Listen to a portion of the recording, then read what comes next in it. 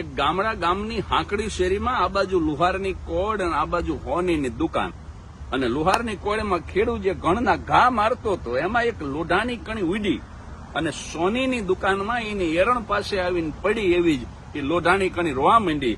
એટલે સોનાની કણીએ લોઢાની કણીને motivational speech આપી કે બેન, માર તો મને પડે છે, જીવનમાં દુઃખ આવે ને રોવાય નહીં, તારી તો કઈ કિંમત નથી, હું 60,000 રૂપિયાનું તોલું છું, તું તો કઠણ છો, હું તો નરમ છું, તોય હોની મને અગ્નિમાં બાળે છે, હોની મને ટીપે છે.